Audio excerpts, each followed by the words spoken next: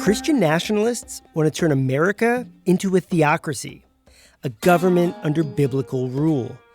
If things go their way this election, it could mean more power for them and fewer rights for you.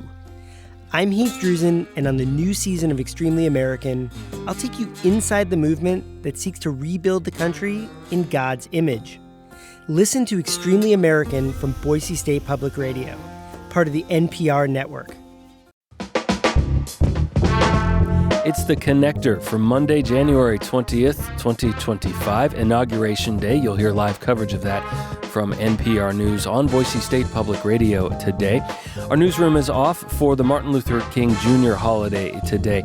But this morning, we wanted to share a special series from the Mountain West News Bureau on immigration and politics. You'll hear reporting from Yvette Fernandez, from Rachel Cohen, and Manny Olguin this morning on The Connector from Boise State Public Radio.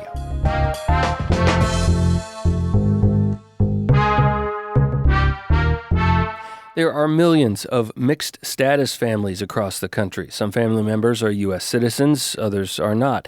Many in our region are fearful following President-elect Donald Trump's election promises of mass deportations. Manny Olguin brings us their stories in part one of the series.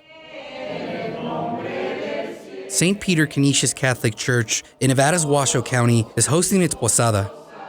It's a common sight during the Christmas season among largely Hispanic congregations. It commemorates Joseph and Mary's trek to Bethlehem in search of a sanctuary to give birth to Jesus.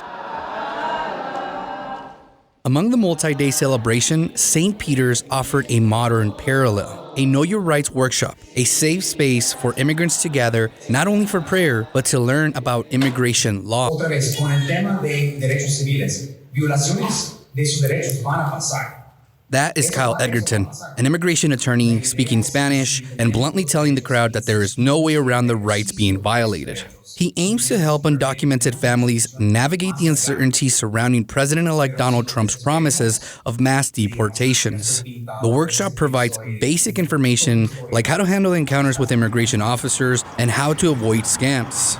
Okay, su orden va a estar en unos 20 minutos si no le regreso la llamada. Ana Maria Escobedo, originally from Mexico, is working inside a food truck with her youngest son, Brandon, 19. She was at the workshop and now both are reflecting on their situation. It's upsetting because of what one hears. My kids are older now, but it still worries me to leave them alone. I don't think they will follow me to Mexico. Yo no. Brandon laughs, saying he has no plans on moving to Mexico, but he's still worried.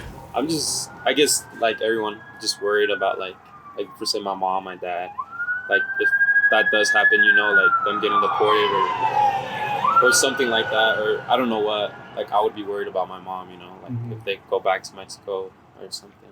Ana Maria migrated to the U.S. 23 years ago with her husband and another son, but Brandon was born in the U.S., making him a citizen.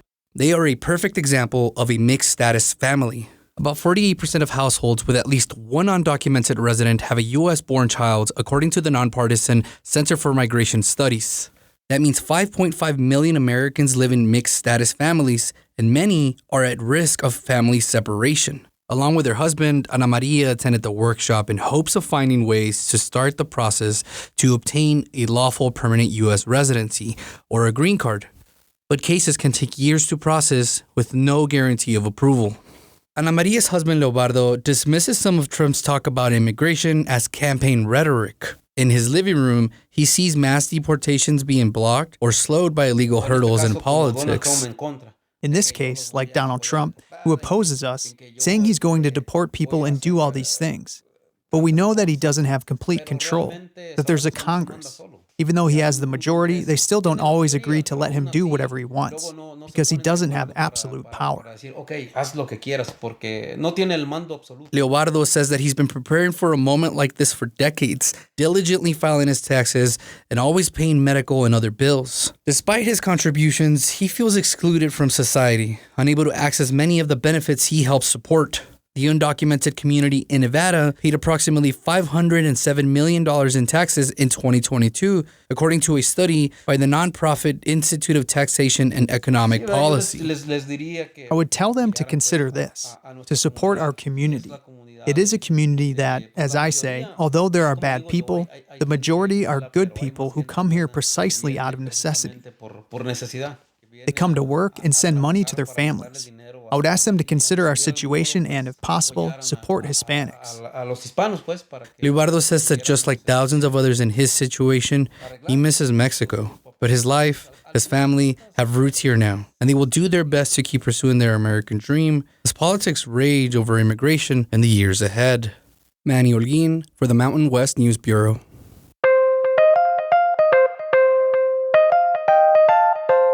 In part 2 of our series, many say the president-elect will need the help of local officials to accomplish his deportation goals. Rachel Cohen now reports on 2 camps, those who want to help and those who want to stand in the way. At a Sheriff's Association meeting, Kieran Donahue, sheriff of rural Canyon County, Idaho, blends into a conference room full of suits and cowboy hats. When it comes to Trump's deportation plans, he says, sign me up. If Trump does what he's suggested and focuses on people who've committed crimes. I'm very supportive. Donahue is also the president of the National Sheriff's Association, representing more than 3,000 county sheriffs across the country. He thinks most are on board, even eager to help with an immigration crackdown. Their citizens are suffering under the onslaught of the criminality, anywhere from this massive shoplifting or breaking into stores up to include rape and murder. Many studies show immigrants are not more likely than U.S. citizens to commit crimes. Still, Donahue says sheriffs are uniquely positioned to help federal immigration and customs enforcement, also known as ICE. They're elected by voters and run county jails. Right now, Donahue's jail will hold people who are arrested and suspected to be in the U.S. without proper legal status until ICE picks them up. But he hopes Trump will empower sheriffs to do more. We may, maybe do surveillance and then be there in certain cases to assist in the apprehension and taking them into custody. He says Trump could make it easier for local jails to house more immigrants charged with crimes. But he emphasizes in most cases, sheriffs can't enforce federal immigration law themselves. And he says many sheriff's offices are already stretched thin for staff and resources. This is a daily job for us. We're doing this stuff daily and nightly. But he says action is long overdue. It is going to be disruptive. But right now, I don't see another avenue forward. But not all sheriffs agree, and some don't have the powers Donahue does. In Colorado, state law limits local law enforcement's role in immigration enforcement. That's in part due to efforts by Senator Julie Gonzalez. We realized that we had the opportunity as local community members here, as Coloradans, to push back and say, you know what, ICE, you do your job, but stop using local law enforcement to do your job for you. Gonzalez is a Democrat representing Denver, which has seen more than 40,000 new migrants arrive over the past 2 years. Her focus since coming to the State House in 2019 has been protecting immigrant communities. Many live in mixed immigration status households.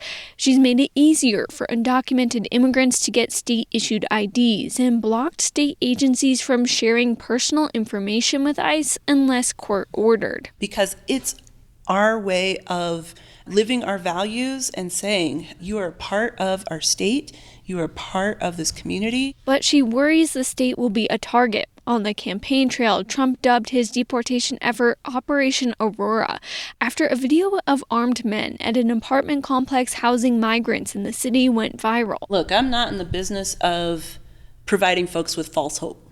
ICE is going to do what ICE is going to do. But Gonzalez says she'll keep working to bolster Colorado's immigration laws and plans on introducing more bills this legislative session. Immigration advocates hope to bar ICE arrests at schools and to protect immigrants who report crimes. You got to be able to call your local law enforcement, call 911, and not be afraid that that's then going to lead to your mom or your loved one then ending up deported. But several counties in Colorado say they want to help with federal immigration enforcement. They've tried challenging the state's laws in court, but so far haven't been successful. For the Mountain West News Bureau, I'm Rachel Cohen.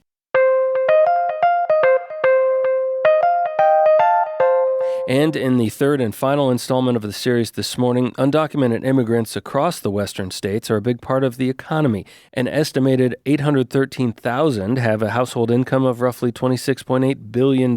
They pay billions in state and federal taxes. Yvette Fernandez examines the economic implications of mass deportation in our region. Striking culinary union workers in Las Vegas recently won their battle for new work contracts. Most are immigrants, says spokesperson Ted Papageorge. This is the greatest economy in the world, but this economy needs workers. President-elect Donald Trump has threatened mass deportations, and workers fear raids. Dulce Santiago, who works at a local casino resort, worries about her co-workers and the country. This is a melting pot country, and immigrants are the backbone of that. There's uncertainty about how mass deportations will be carried out across the Mountain West, but economists are sounding alarms over the potential impacts. Robert Lynch is an economics professor at Washington College in Philadelphia and the co-author of a national study about the implications of mass deportations. The economy of the United States would shrink between about 2.6% and as much as 6.8%.